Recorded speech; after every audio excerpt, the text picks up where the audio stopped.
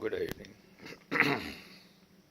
I just got back from my walk, taking the dog out for a bit of a stroll and a bit of a stare at the stars. And I saw a few anomalies this evening. Like anomalies that you can only call it a UFO. There's just no other word for it. Maybe I need to have a sit down in this comfortable chair. I hardly ever use it. That's why I remarked the other day, oh, this is a comfortable chair. It's a director's chair. So I can direct my own movies from here. So I even need to put the camera down too so I can just talk about this, because this is some interesting shit happening out there tonight. Okay, so I go out regularly and look at the stars. I hope the sound is getting through. If I open that portal up, and that little portal up, you might be able to hear me a bit better. Better keep it close. I know I've got sound issues on my videos, yeah. So I'm walking down the hill, as I do. It's awesome living here. Like, this little village I live in is called Clunes. It used to be known as the village of churches or something, because there were so many churches for such a tiny little village. There's one right across the road, recently sold into private ownership. I'm not really a fan of hair. Makes me look fucking gay.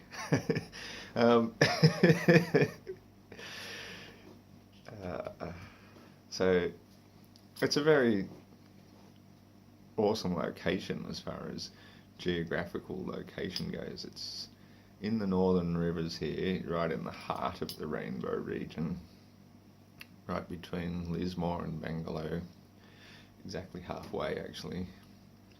And I only moved here because I was working in Lismore and used to live in Bangalore, and my son was going to high school down in Byron, because that was the nearest high school to Bangalore.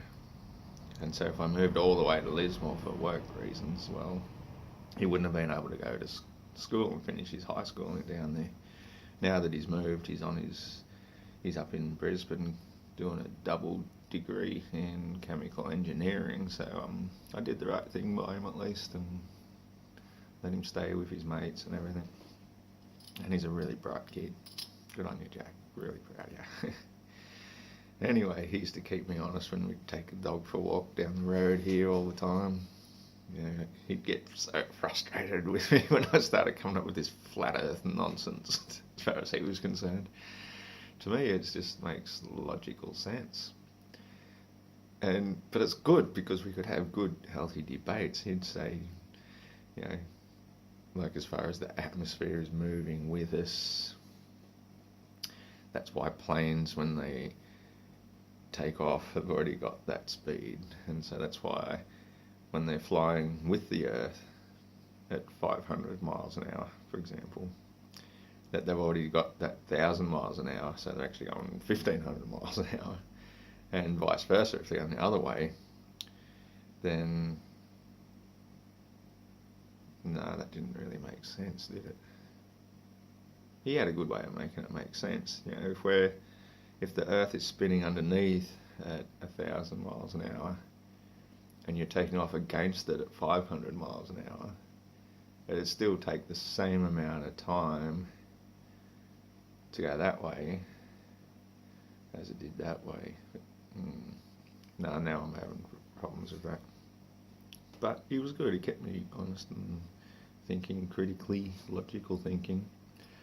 But anyway, tonight I was out there because I'm going to tell you what, I was really annoyed last night. I went out for the walk really late last night, so 11 p.m. late, and I was really annoyed because the stars had changed, and I'm always ranting about the stars are always the same all year round, and I was like, fuck me dead if I just been tripping all this time, but turns out, thank goodness, it's just what happens a little bit later at night. They do move, obviously, and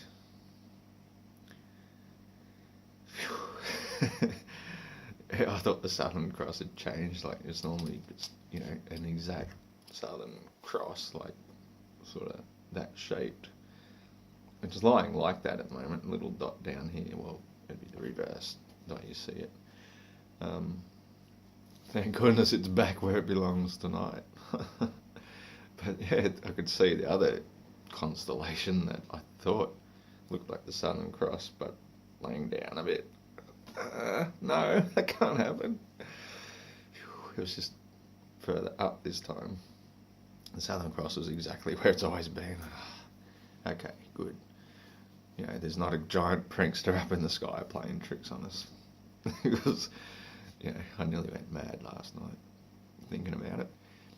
But, yeah, I saw this one star. Well, actually, it was awesome when I first went, because just over there was Venus and Jupiter.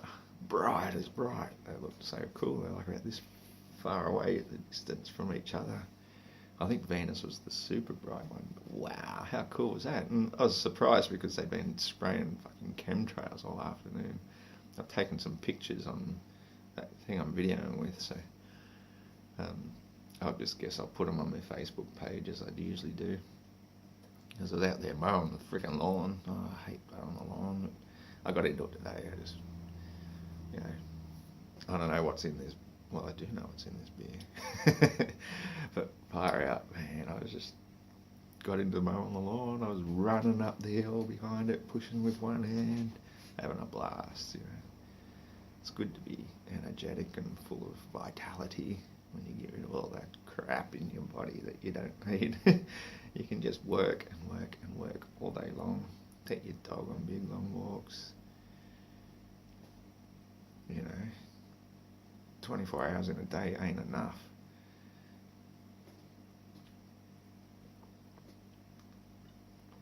So I've always been slightly interested in UFOs and aliens and all that, and outer space. And since, coming to terms with the whole flat Earth concept and everything, everything's changed. I met a UFO expert many years back. He got in touch with me after I was getting a few chemtrail letters published in the local paper. And he's ex-Air Force, previously from the US, but before that he was the Israeli Air Force as well. So he knows what's going on when it comes to UFOs. And yeah, he was happy to answer any questions I had. And I didn't really have a great lot because I've already done my research, but he did say that 95% of the UFOs we see are Earth-based. They're from Earth. They're manufactured here, not necessarily by human beings. We think we're the only intelligent form of life on this planet, or plane, or whatever it is now. We're not. The reptiles have been here for way longer than we have. And they've evolved way beyond what we've got to. Now, I know I've debunked evolution in the past, but I don't totally debunk the idea of selective breeding and the way that we get more and more intelligent with each generation, that does get passed on. So we do evolve to some extent, but we didn't all come from common ancestor, pond scum amoebas, whatever. That is nonsense. I think when we first came into being, it was with thought, with word, with powerful thoughts from powerful beings. And I think there were other intelligent beings involved with our creation. I've read a lot of different ideas, and they do say they come from these other places in our galaxy, which is kind of weird when you think about it. Like, why is it only ones that we can see? Why are they only Pleiadians or Sirians or whatever, when our galaxy is just one tiny little galaxy in billions and billions of other galaxies. So there should be like billions of other life forms out there, not just ones from our local galaxy, if indeed that's what it is. Now, I've really come to the conclusion that it's not. I think the only physical realm that exists is the flat plane that we're on. And I think a small part of it is covered with this dome. And that's why then all the trees and plant life forms have created our atmosphere for us that makes it hospitable to us. And what's beyond that, I'd be really curious to find out. There's rumours of the Germans at the end of World War II using their U-boats, submarines, finding a way under some place in Antarctica, and most of the sailors, they refused to come back. They just wouldn't. There's no reason to come back. It's like, why would you come back to this hell on Earth when there's obviously a far, far superior advanced races elsewhere on the other side? So, go on then back to what I saw this evening, this star that I was talking about. See, I watch the night sky all the time, with my naked eyes. I've got pretty good vision. I do wear glasses, but that just clarifies everything. In fact, my eyes are getting to the point now, I'm getting less and less needing to use them. But, so, here's this star, and as I'm watching it, it's going the wrong way. Like, all the planes that I watch, they go north and south to north, pretty much nearly all of them. South to north, south to north. Whether it's over there or over there. Sometimes we'll see one going north to south, but it's very rare at night time. They seem to be all going towards the north.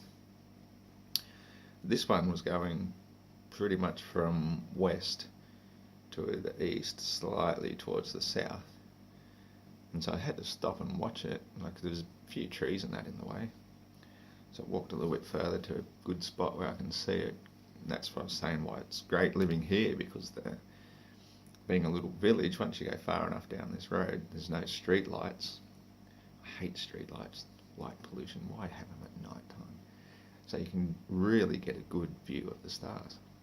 So here I'm watching it and it's going, and then it starts going away towards the south slightly. And I could watch it getting dimmer and dimmer when it really shouldn't have been, and it just vanished. So sometimes it feels like they're playing tricks on you. And then another awesome thing about it when I first started watching it is a shooting star, a meteorite. Now, these are a question that comes up often. If you believe in the flat earth inside a dome, then what's a shooting star? But this was a fair dinkum shooting star right around the same time. And you see them quite a lot. And this one just... it was almost like it was following this funny aircraft. But it couldn't have been dropped by it unless it dropped it much earlier. And then it just starts fizzling and going down, but it does this little wavy thing. I've seen quite a few of them do that before they burn out. So, I don't think they're meteorites. Most of these things we're told that are meteorite showers and stuff. Now, I've theorised that what they could be is, there's portals in the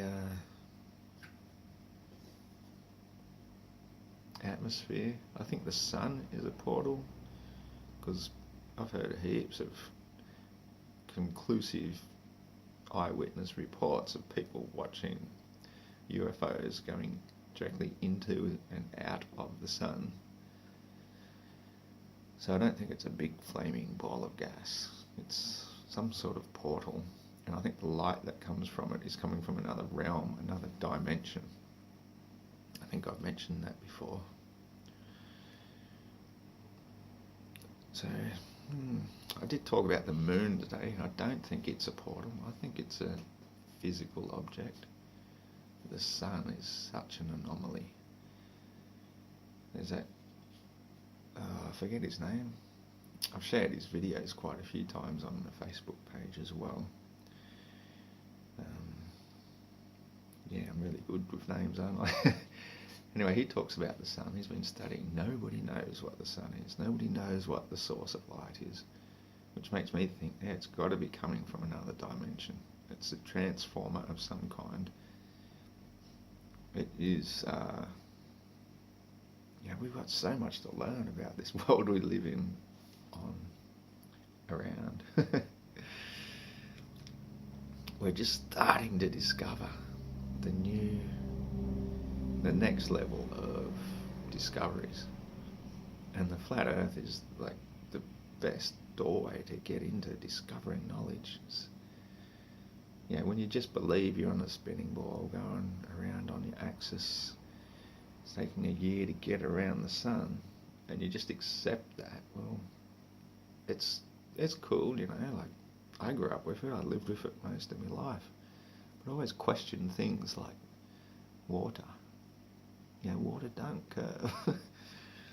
No matter how much you look at it, it doesn't curve, it never does, never can. But gravity.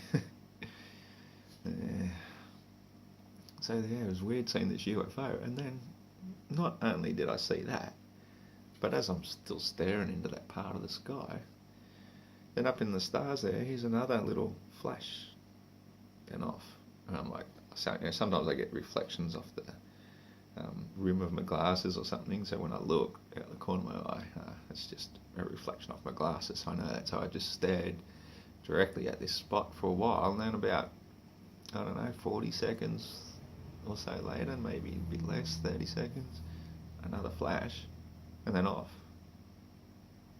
It was really interesting. So I watched this one for quite a while, and it did it several more times until it just stopped. There's some weird shit going on up there, and I think there's a lot of stuff we don't know yet. We're still discovering. Now, aliens, I don't know. I used to be pretty much a believer in aliens. Now, I think they're just more like they're time travelers or interdimensional travelers. Like this is a dimension, this is a physical realm, where most of these other forms of intelligence, higher intelligence, don't have a physical body. They've moved way beyond the need for that. And so they're, I don't know. We see vehicles sometimes, we see lights. And, there's definitely the grey aliens. I definitely believe in that. I read the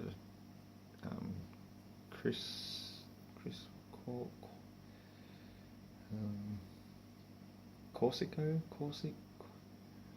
Anyway, he was one of the military guys. God, I'm really good with my information, aren't I? The Roswell report, anyway, or the Roswell incident. He was one of the high lieutenants, or whatever you call them, involved in it, and he wrote a book about it, and it gelled. It made sense. They did get physical alien beings from the recovery of that crash, and one of them survived for some time. And I've contemplated all the theories that are out there. I like the one that says that they're us from the future. It's what we evolved to because this is sort of where we're going at the moment, when we've lost our emotional body and reproduction is done via DNA splicing or cloning. We're not reproducing with love the way our parents did and their parents did. They've gone down a path, and that's why they've come back from the future to try and understand where they went wrong, and that's why they keep abducting us and doing all sorts of experiments and trying to get our DNA and all the rest. But because they've lost their emotional body, like a lot of these, even reptilians, they don't have emotions. So we're quite unique. We're very special in that way because,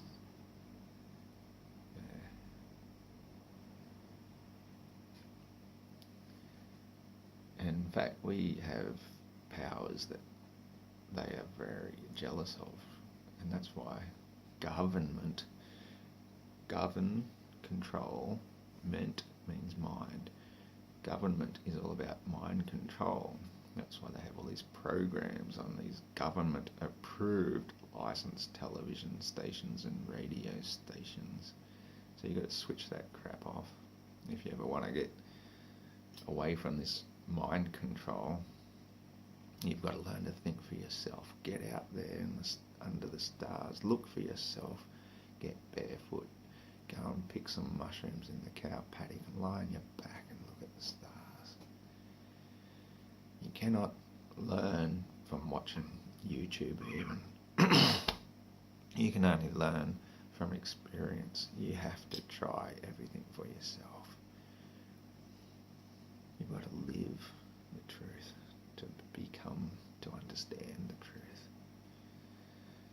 So,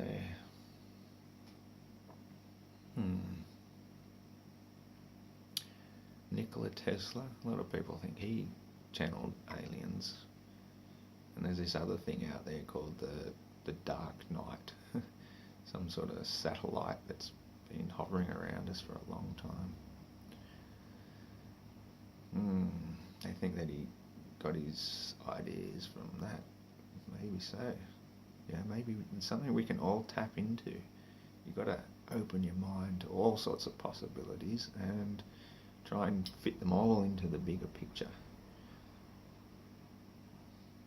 And don't rule anything out, like when I came up with that idea the other day about the stars being luminaries above the firmament, I'd never really thought about that until it came out, and it just seemed to make sense. So sometimes just sitting here in front of the camera and having a rant, because I normally never talk. I normally just sit at home silently contemplating my own navel. And this has been a really healthy exercise for me, talking to the camera and you guys and getting some feedback, getting some thoughts, getting some ideas out there. Like, yeah, could the flat earth thing be a experiment on seeing how gullible we are? Yeah, of course, that was my first thought. I was like, flat earth, come on. We all know it's a globe. Don't give me that bullshit. Where's the evidence for it, Curvature. 8 inches per mile squared is what you have to have mathematically to make the sphere work. That's what I talked about with that, what they call it, the Michigan Mine Mysteries at Calamute, Michigan, where they drilled down into the earth using centre of gravity plumb bobs. That's how they drilled it, directly downwards. When they got down at a mile and joined the mile shaft at the bottom, it was exactly a mile across at the top, flat and level. A mile down, it's a mile 8 inches apart, so it's bigger further down. That made me think, we're on the inside of a sphere that's spinning, and so gravity is actually centripetal force pushing everything outwards. That's why rain falls down, because it's actually going out from wherever you are. It's, we're on the inside of this big sphere. It made a lot of sense to me. I was thinking this 20 years ago when I first discovered this idea of these mine shafts going that, further apart, further towards the centre of gravity. If you're a ball earth believer still, you think about that for a little while. How can, if the centre of gravity makes everything go towards it, how can it get further apart towards the centre? And then for that matter, if they're using plumb bobs to make buildings tall and straight, and we're on the outside of a ball, then the top of a building should technically be slightly wider at the top not much, but enough to be measurable from the bottom to the top. And if we're on the inside of a big sphere, it'd be slightly narrower at the top.